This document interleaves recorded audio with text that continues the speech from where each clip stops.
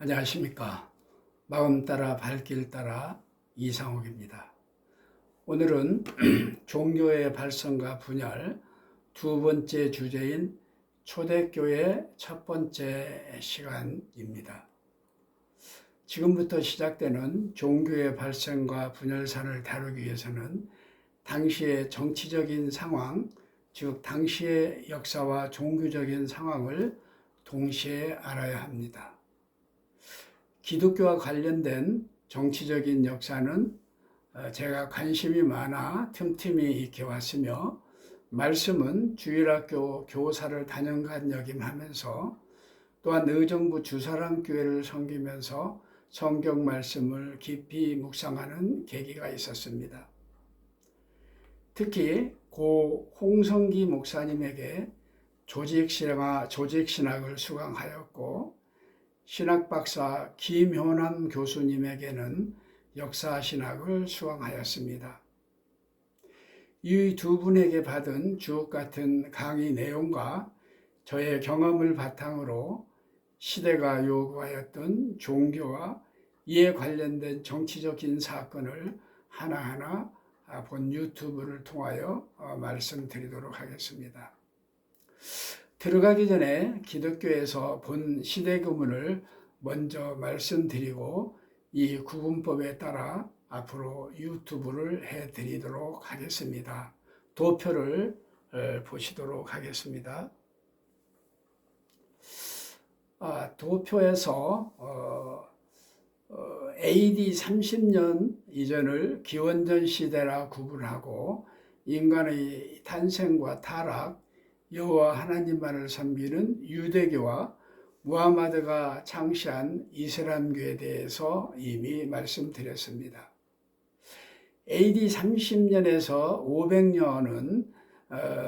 500년, 그러니까 약 500년간을 초대교회 시대로 나누고 예수님의 죽음과 기독교의 설립, 확장을 말씀드리고, 동서로마의 분열, 주요 공회를 말씀드리도록 하겠습니다. AD 500에서 1500년 약 1000년간을 중세교회 시대로 나누고, 동서교회의 분열, 수도원운동, 십자군 원정, 서임권 투쟁, 이슬람교회 확장을 말씀드리겠습니다.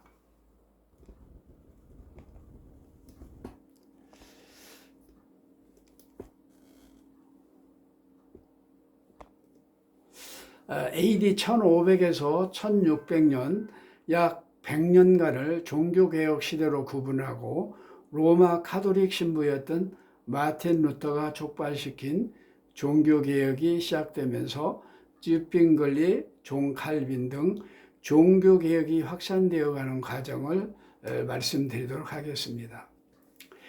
AD 1600년 이후를 근현대 교회 시대라 구분하고, 영국과 미국에서 종교개혁파들의 눈부신 활동으로 교파와 교단이 나누어지고, 한편 정치적인 상황으로 로마 카톨릭에서 분리된 영국의 성공회와 개혁교의 영향을 받아 선교계에서 또 다른 교파가 분파되는 과정을 말씀드리도록 하겠습니다.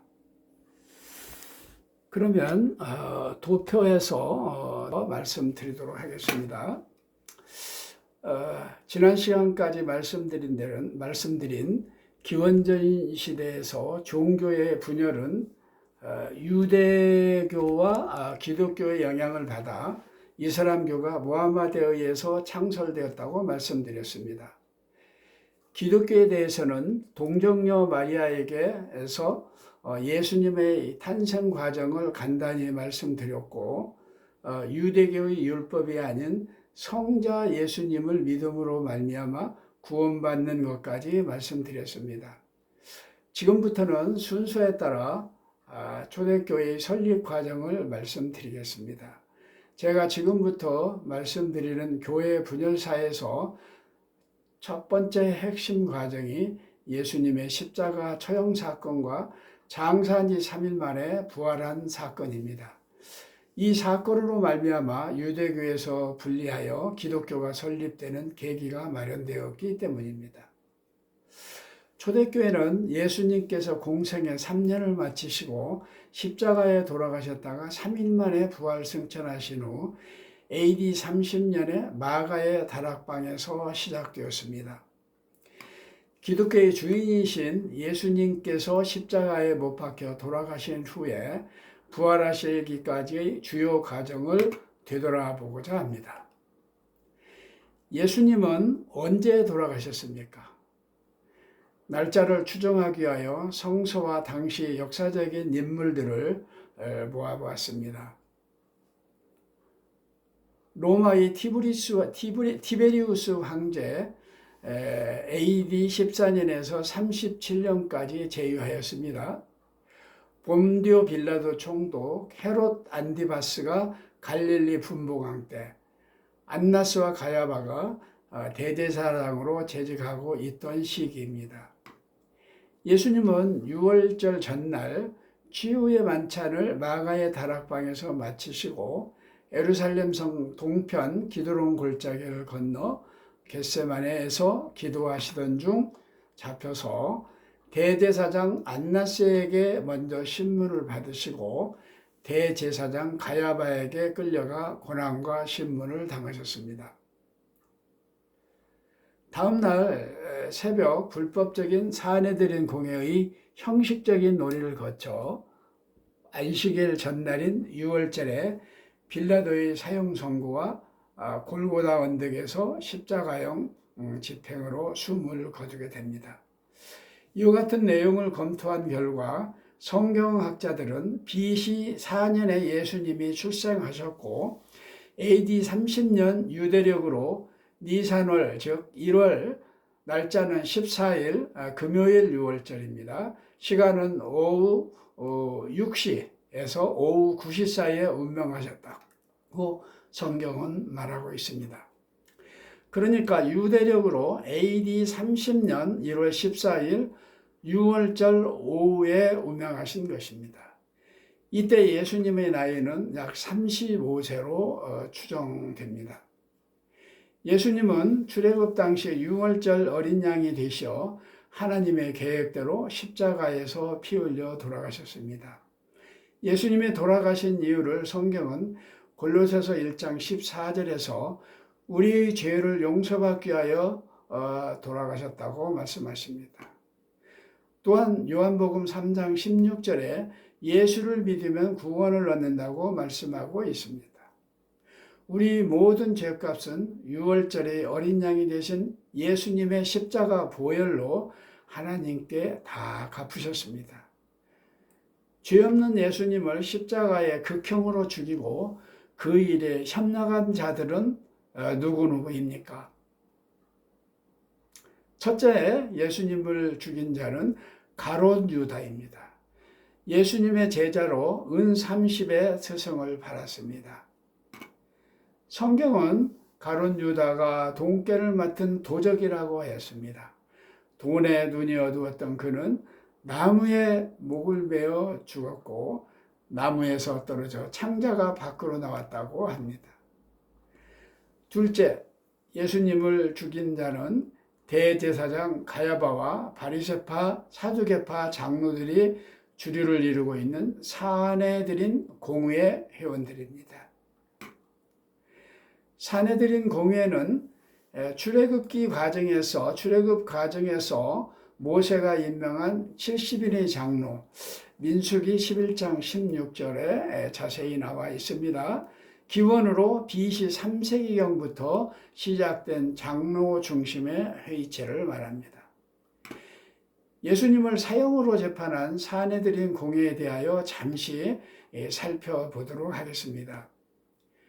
유래는 함께 앉는다라는 뜻이며 유대인의 최고 의결 기관, 통치 기관이었습니다.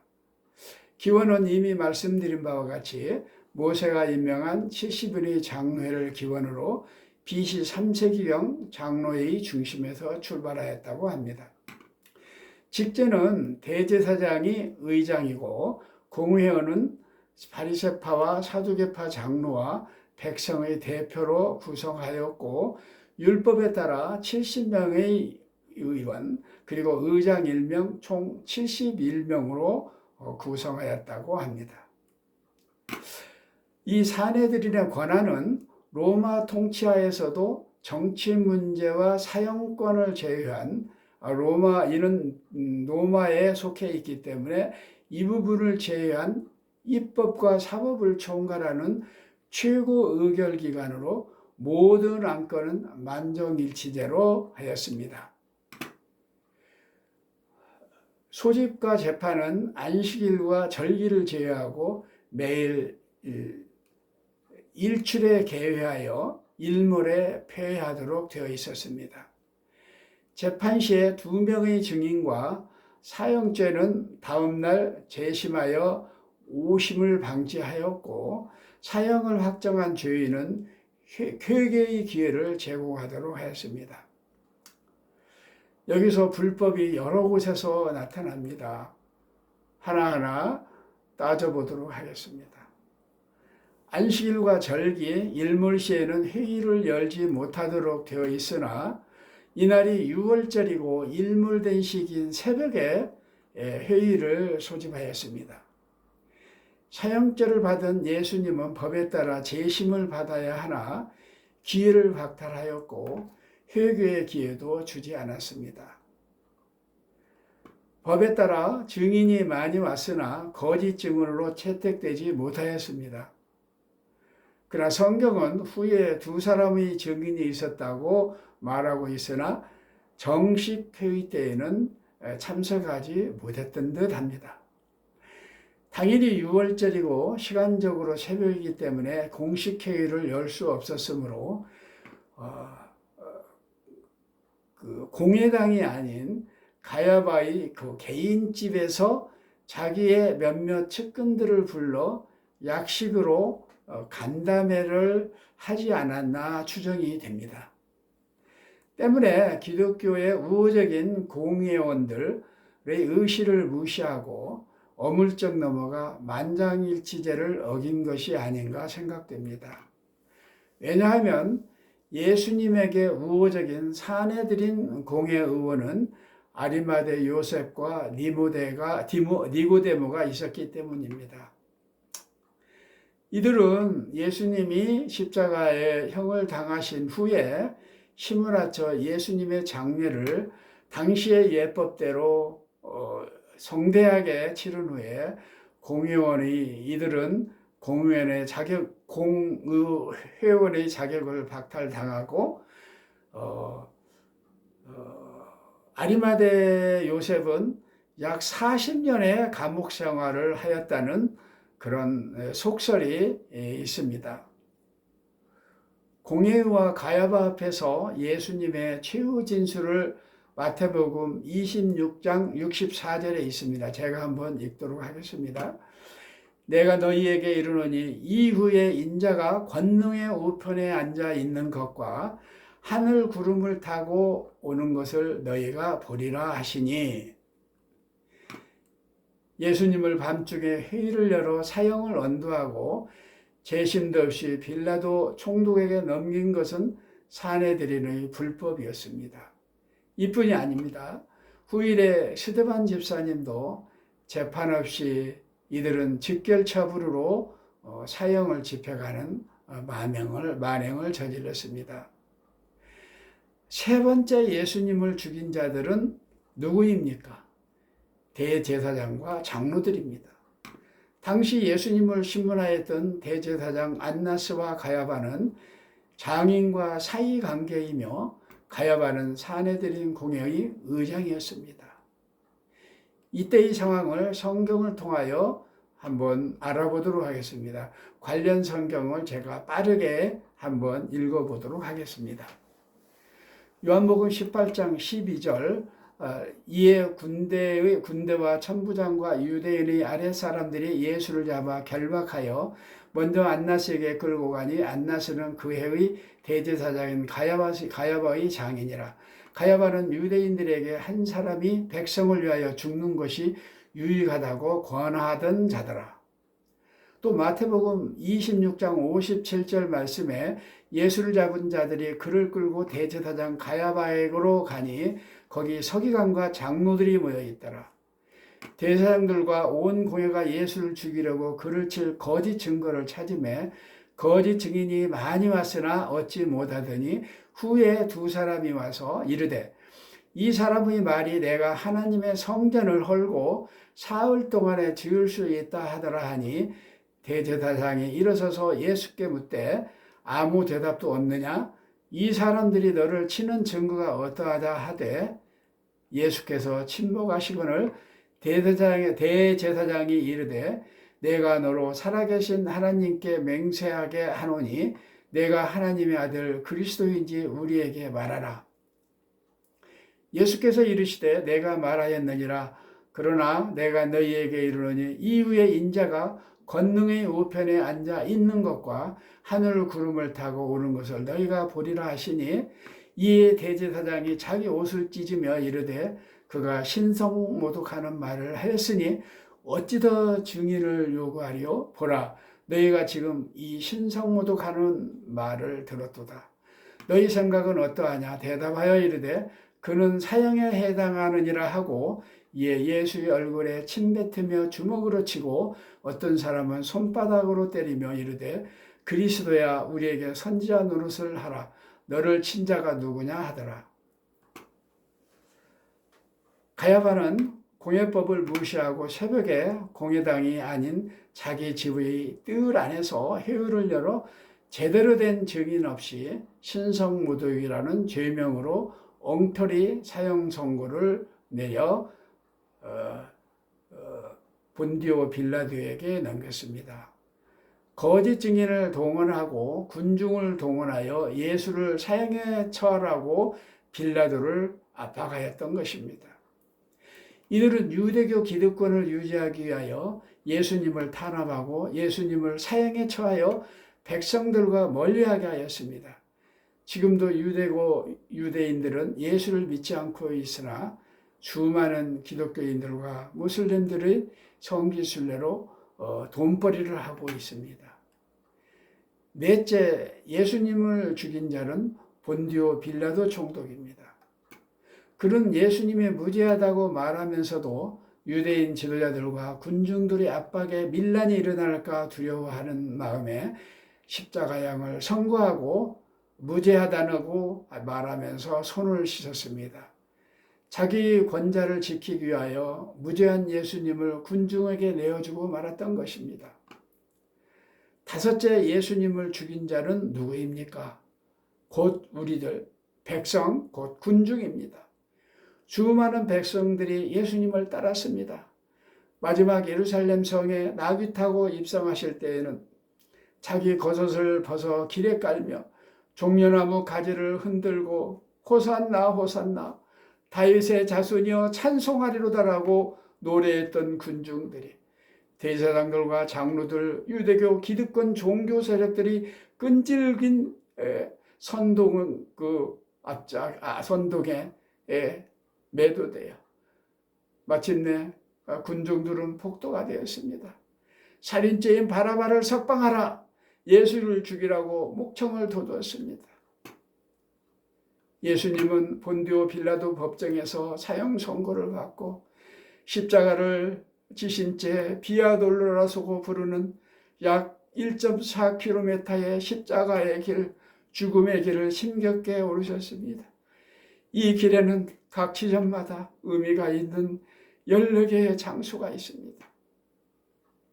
예수님이 십자가를 지고 가시다가 넘어지셨던 곳, 예수님의 모친 마리아를 만났던 곳, 예수님이 십자가를 지고 땀을 흘릴 때 땀을 닦아주던 곳,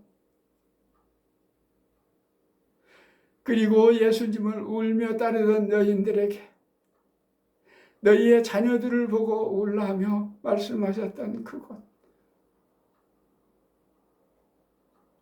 이런 의미 있는 곳 14곳의 장소가 있는 비아 돌로로사의 길을 예수님은 걸어 올라가셨습니다. 예수님은 골고다 언덕 위에서 다른 죄인 이민과 함께 십자가상에서 가상 7원을 말씀하시고 안식일 이전에 모든 장례 절차를 마치기 위하여 옆구리를 창으로 찌르고 무릎을 꺾는 등 무자비하게 학살하였던 것입니다. 이날 하늘도 슬퍼하셨는지 낮이 밤처럼 어두워지고 천둥과 우레가 바위를 깨뜨리고 성소와 지성소의 휘장이 위에서 아래로 찢어져 가야바와 같은 대제사장만 들어갈 수 있는 지성소를 우리도 갈 수 있는 길을 만드시고 우리가 만인 제사장이 될 수 있는 길을 예수님께서는 열어놓으셨습니다. 죄 없는 예수님이 이렇게 억울하고 험하게 십자가에 돌아가시게 된 것은 믿는 우리를 위한 하나님의 계획이시지만 우리가 어느 부류에 속하여 예수님을 죽이셨는지 다시 십자가에 못 박아 죽일지 깊이 생각해 보시기 바랍니다. 저는 고난주간이 되면 찬송가 147장 거기 너 있었는가를 혼자서 중얼중얼 부릅니다. 이 노래를, 이 찬송을 부를 때는 가슴이 막히고 소름이 돋고 눈물이 앞을 가립니다. 오늘 한번 불러보려고 하였는데 옆에서 만류하는 사람이 있습니다. 여러분도 한번 조용히 한번 찬송을 읊조려 보시기 바랍니다. 다음 유튜브는 예수님의 부활과 기독교가 세계로 뻗어나가는 정치적인 배경을 말씀하도록 하겠습니다.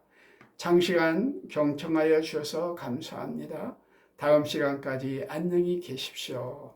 감사합니다.